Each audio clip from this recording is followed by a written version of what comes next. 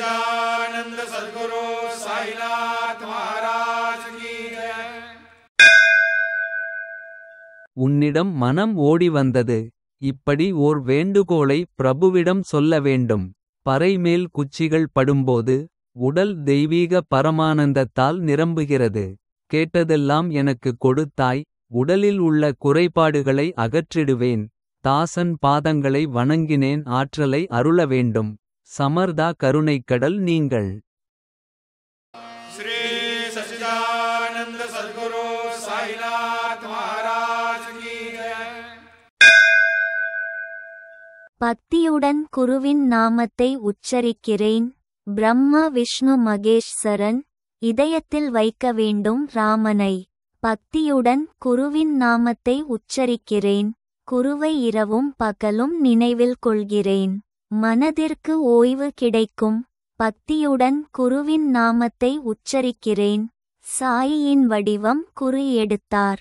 தன்னலமின்றி இலக்கை அடைய பக்தியுடன் குருவின் நாமத்தை உச்சரிக்கிறேன். பிரத்தியேகமான பக்தியுடன் தாசி அடைக்கலம் புகுகிறாள். உனது நாமத்தை பாடி தியானிக்கிறேன்.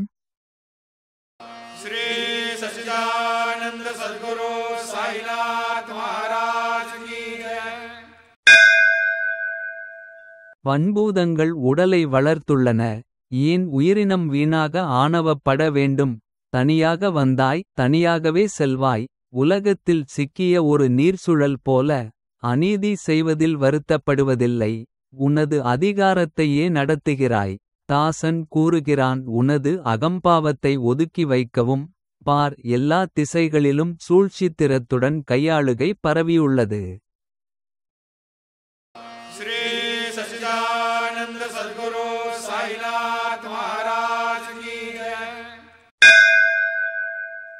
பணம் சம்பாதித்தேன். வீடு வாங்கினேன். மனைவிக்கு ஏராளமான தங்கம் வாங்கினேன். பைதானி புடவைகள்.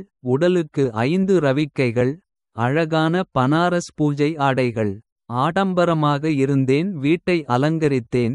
நெருங்கியவர்கள் நல்லது கெட்டதை சமமாக செய்தனர்.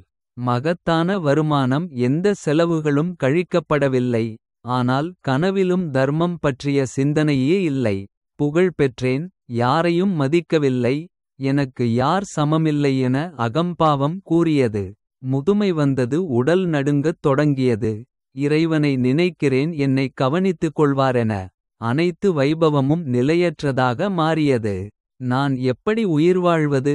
தாசன் கூறுகிறான் தான தர்மம் செய்ததில்லை என்றுமே. அதன் விளைவுகளை இறுதி காலத்திலே அனுபவிக்க வேண்டியதே.